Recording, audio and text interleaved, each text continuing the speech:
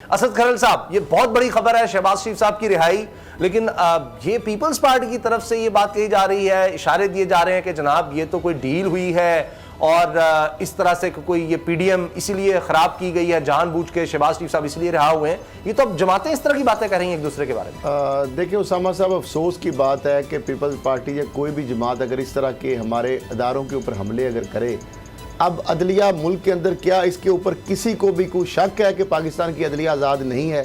पाकिस्तान की अदलिया एक आज़ाद अदलिया है, इसमें तो कोई शक नहीं है, कोई दूसरी राय नहीं हो सकती।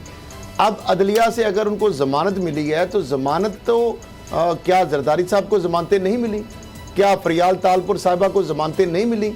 तो वो क्या किसी डील का हिस्सा थी? क्या खुर्शीद शाह साहब के वाले से जो फैसल करीम कुंडी साहब कह रहे हैं कि अब उनको भी ज़मानत मिल जाएगी या मिल सकती है या उनको भी रिलीफ मिलेगा? तो मामला ये है कि ये इस तरीके से तानाजनी, मेरा ख्याल है उसके अंदर आपस में जमातें जो मर्जी करें, लेकिन इदारों के ऊपर इस तरह ताक का हमले जो करने का कोई मौका आज से ही नहीं जाने देती। अगर इस तरह का रिलीफ को मिलता है पीपल्स पार्टी को तो वो नून लीग तानाजनी करती है, और अगर नून लीग को कोई रिलीफ मिलता है तो वो पीपल्स पार्टी तानाजनी करती है। अब मामला ये है कि जो शहबाज शरीफ साहब को बेल मिली है उसकी ग्राउंड कोई नहीं बताएगा। अदलिया को बदनाम करना तो बड़ा आसान है, यहाँ पे ये तो तमाशा लगा देते हैं।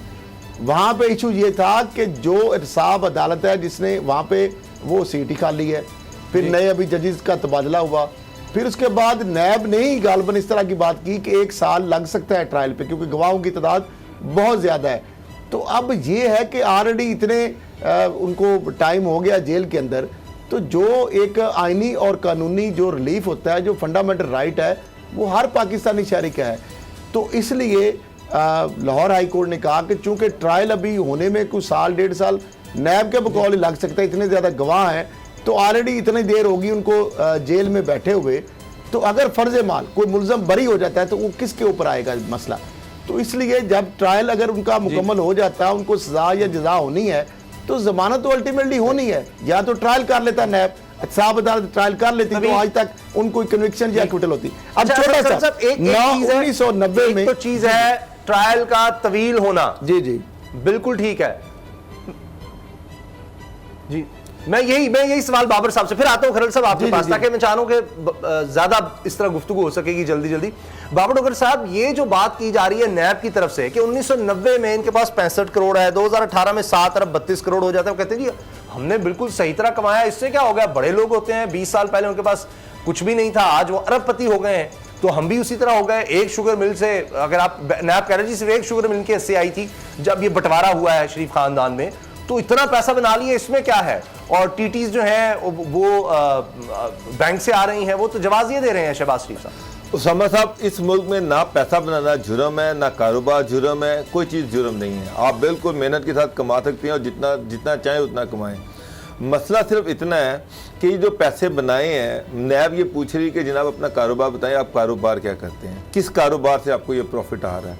ये पूछना तो नैब का हक है कि नहीं है कि ये वो कोई जुर्म किया उन्होंने? उनसे शहबाज शरीफ से ये पूछ लिया जो वज़ीर आला पंजाब रहे तकरीबन 13 साल, उनसे ये पूछ लिया कि जनाब आपके 1990 में इतने पैसे थे, 2018 में आपके पास 7-7.5 अरब रुपया है और आपके अकाउंट में ये 12-13 करोड़ की एक दफ़ा ही ट्रांजैक्शन हुई, ये एक ट्रांजैक्शन हुई, ये एक ट्रांजैक्शन हुई, तो ये पैसा आपको कहाँ से आ रहा है? बज़ाहिर ना आप कोई इनकम टैक्स अदा कर रहे हैं, ना कागजात में अपना कोई बिजनेस शो किया हुआ है, ना कोई अपनी पार्टनरशिप शो की हुई है। तो आप हमें सिर्फ इतना बता दें कि ये जो पैसा आया ये कहाँ से आया है? मुझे ये बताएं, ये पूछना गुनाह है, ये पूछना जुर्म है? बात ये गलत मिस इंटरप्रेट की जा रही है। इशू ये है कि नैब ने सिर्फ इतना पूछा कि शहबाज शरीफ साहब आपके पास जो 7.5 अरब रुपया है, बिल्कुल इससे ज़्यादा होना चाहिए, 70 अरब होना चाहिए, लेकिन किस कारोबार से ये पैसा आया? कौन सा कारोबार आप कर रहे हैं? शहबाज शरीफ साहब आए रोज़ वो ये बयान देते हैं कि मैं कोई कारोबार नहीं कर रहा, मेरा किसी कारोबार में कोई शेयर नहीं है। तो फिर सर आपके पास इतने पैसे कहाँ से आ गए? क्या अगर आपको प्रॉपर्टी से मिले हैं, अगर ख़ानदान की जो प्रॉपर्टी है उससे आपको हिस्सा मिला तो वो शो कर दें, कोई तो कागज़ दे कि ये पैसे कहाँ से आए हैं। उसामा साहब आपके पास गाड़ी है तो आपसे पूछा जाए कि उसामा साहब ये सिर्फ इतना बता दें ये गाड़ी आपने कहाँ से खरीदी है, या मुझसे पूछ लिया जाए कि ये गाड़ी कहाँ से खरीदी, तो मुझे बताना चाहिए कि जनाब ये मेरी सैलरी आ रही है, इतनी सैलरी आती है, इसमें ये मेरे अकाउंट में पैसे आते हैं, इनसे मैंने ये गाड़ी खरीदी है। क्या नैब ने क्या जुर्म किया? अब इनके पास इन्होंने किसी नैब के सवाल का, एक मिनट, इन्होंने नैब के किसी सवाल का जवाब नहीं दिया। ये जो इनको बेल मिली है ये सिर्फ और सिर्फ टेक्निकल ग्राउंड्स पर मिली है। टेक्निकल ग्राउंड ये है कि जनाब मेरी इन्वेस्टिगेशन कंप्लीट हो चुकी है, अब मैं जेल में हूँ, ट्रायल इसका बहुत लंबा चलना है, तो मैं अब नैब को मेरी कस्टडी इस एसएच नहीं चाहिए। तो जब नहीं चाहिए तो मैं एक बूढ़ा आदमी हूँ 70 साल का, जिस गर्दन में मेरी दर्द है, कैंसर का मैं मरीज हूँ, बीमार मैं रहता हूँ, तो मेहरबानी करें अल्लाह के नाम पे मुझे रिहाई दे दें, जमानत दे दें। तो ये वो टेक्निकल ग्राउंड थी जिसकी बुनियाद पर इनको बेल मिली है। नून लीग का क्या होगा? मरियम बहुत खुश हैं इस पर। सर मैं तो मरियम का आज एक ट्वीट पढ़ रहा था और ट्वीट पढ़ के हंस रहा था कि मरियम ने ट्वीट किया कि मरियम नवाज साहबा खुश हैं। सर उनका ट्वीट सुन लें। एहतसाब के नाम पर इंतकाम में कमोबेश तमाम मुस्लिम लीग नून के रहनुमाओं को निशाना बनाया गया। वो सजा जो इन्हें नवाज शरीफ के बयानिए पर खड़ा होने पर मिली, जो सब ने खुसूसन शहबाज शरीफ ने दिलेरी के साथ कबूल की। अब मुझे ये बताया जाए कि शहबाज शरीफ तो कब बयानिए पे खड़े हैं नवाज शरीफ के, उन्होंने कब अदारों को टारगेट किया, उन्होंने कब जुडिशरी को टारगेट किया, मुझे वो दिन बता दें। उनकी तो गाड़ी माल रोड से एयरपोर्ट तक उनको लेने के लिए नहीं पहुंच सकी। किसी एक मौके पे वो ना वो पीडीएम को पसंद करते हैं, ना वो मौलाना फजल रहमान को पसंद करते हैं, ना वो पे पार्टी को पसंद करते हैं। वो उनका बयानिया जो है वो तो ये है कि अदारों को इज्जत दो। ये नवाज शरीफ का बयानिया वोट को इज्जत दो। अब मरियम बड़ी चालाकी से ये बावर कराने की कोशिश कर रही है कि शहबाज शरीफ नवाज शरीफ के बयानिए के साथ खड़े हुए हैं, जो कि मुस्लिम लीग नून की अक्सरियत 90% मुस्लिम लीग जो है वो नवाज शरीफ के बयानिए पर नहीं खड़ी हुई, वो नवाज शरीफ के बयानिए पर की मुखालिफ है। आप लाहौर की सारी मुस्लिम लीग की लीडरशिप ले लें, एमपीएस को ले लें, एमएनएस को ले लें, कोई नवाज शरीफ के बयानिए के साथ चलने को तैयार नहीं है। 3 से 4 बंदे आपको मिलेंगे जो मरियम के साथ इस वक्त खड़े हुए हैं, बाकी कोई मुस्लिम लीग उनके साथ नहीं खड़ी हुई। यही सवाल अब जी बिल्कुल। अच्छा, ब्रेक से पहले असद खरल साहब, मेरे पास 3 मिनट हैं। आपको क्या लगता है कि अब नून लीग के इख्तिलाफात खत्म हो जाएंगे, शहबाज शरीफ साहब रिहा होंगे, हमजा भी हैं, तो अब ये मिलकर नून लीग को संभाल लेंगे, मरियम के साथ बड़ी अच्छी तरह मामला चल जाएंगे, पीडीएम में दोबारा वो देखेंगे कि अच्छा कोई बेहतर तरीके से इसको चलाना है, हुकूमत के साथ भी मामला चलेंगे, क्या होगा? देखिए मामला ये है, जो मरियम साहबा ने ट्वीट कर दिया, लेकिन उस ट्वीट से जिस तरह उन्होंने कहा कि नवाज शरीफ के बयानिए की वजह से केस उनके ऊपर, तो ये जो उनके ऊपर जो लंबी चौड़ी चार्जशीट आज अदालत के अंदर रखी है फैसल बुखारी ने, जो नैब के स्पेशल प्रोसिक्यूटर है, उसमें तो कहीं नवाज शरीफ के बयानिए का जिक्र नहीं, उसमें तो करप्शन की एक लंबी चौड़ी दास्तान उन्होंने रखी है। जिस तरह बताया कि 1990 में वो कह रहे हैं कि उससे कबल, यानी जो रमज़ान शुगर मिल में विरासत में जो उनको मिली, शरीफ ख़ानदान और चौधरी शुगर मिल, 1990 में उन्होंने कहा कि उससे कबल शहबाज शरीफ ख़ानदान के असासे थे सिर्फ 1 करोड़ 65 लाख रुपए। नैब के वकील ने बताया कि 2018 में, चूँकि आपको पता है उनकी जब हुकूमत थी शहबाज शरीफ की 13 से 18 तक भी थी पहले, तो उसमें उन्होंने कहा कि उनके असासे 7 अरब 32 करोड़, यानी 1 करोड़ 65 लाख से 7 अरब 32 करोड़ पर पहुँच गए। 9 इनके बेनामीदार हैं उनके हवाले से, जिनके नाम पर ये असासे बनाए गए। अब उनकी जानब से, नैब की जानब से ये भी कहा गया, ये बयानिया जी शहबाज शरीफ का, जो मरियम साहबा कह रहे हैं कि ये बयानिया नवाज शरीफ का है, यानी करप्शन का बयानिया, फिर इसको मैं कहूँगा कि इन्हें 12 करोड़ 40 लाख रुपए मुनाफा है। लेकिन ये जो डॉक्टर साहब ने कहा कि नहीं बताया गया कि कौन सा वो कारोबार खुफिया कर रहे थे, जो नज़र नहीं आता, ना उसका को पता चल रहा है। हमजा और सलमान शहबाज को जो टीटीज आती थी वो ये अपनी वालदा यानी नुसरत शहबाज साहबा को देते थे, और टीटीज के अलावा इनकी वालदा का कोई जरिया आमदन नहीं था, ना शहबाज शरीफ का कोई जरिया आमदन है, ना कारोबार है, ना उनकी वालदा को कारोबार है। अब टीटीज गिर रही थी और वो अपनी वालदा को दे रहे थे। फिर वो नैब के प्रोसिक्यूटर कहते हैं कि शहबाज शरीफ फैमिली का एक तरीकाकार था, जिस दौरान हुकूमत में होते थे इस वक्त टीटीज बंद हो जाती थी। मिसाल के तौर पर उनका कि शहबाज शरीफ के अकाउंट में पब्लिक ऑफिस जब होल्डर रहे उस वक्त कोई टीटीज नहीं आ रही थी। अच्छा।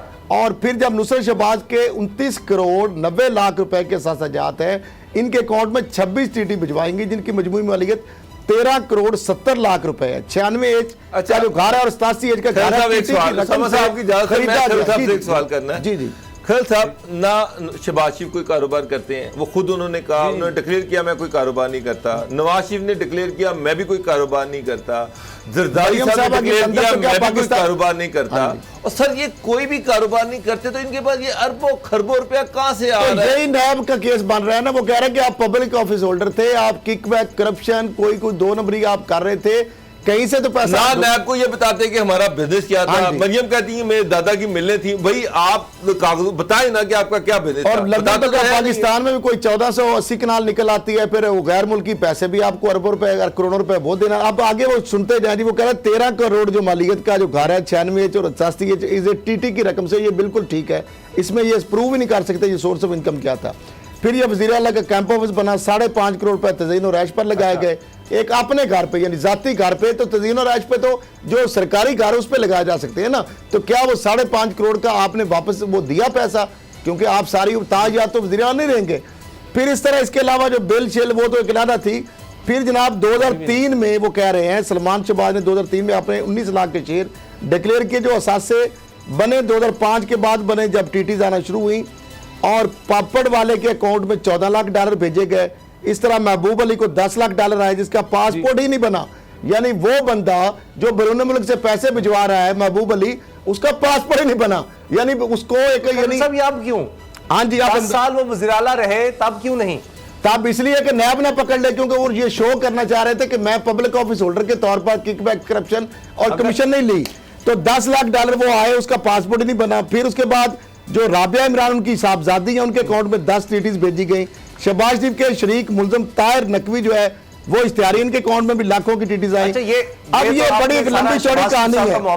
ए नूरे खुदा नूरे बसीरत की तलब है, रमजान का सदका तेरी रहमत की तलब है, मख्फी हैं इसी माह में रहमत के करीने, गर्दाब से निकले हुए बख्शिश के सफीने, गोया है तेरे इश्क में हम सब बराबर, मजलिस को तू गुलदस्ता फिरदौस बना दे, रिंदों को सनाए शहलौलाक पिला दे, तू शम्मे कलम को यदे बैज़ाई अता कर, बच्चों को तो इफ्तार में तस्नीम अता कर। रमजान मुबारक की खुसूसी नशरियात रमजान में बोल, सिर्फ बोल एंटरटेनमेंट पर। रमजान में बोल।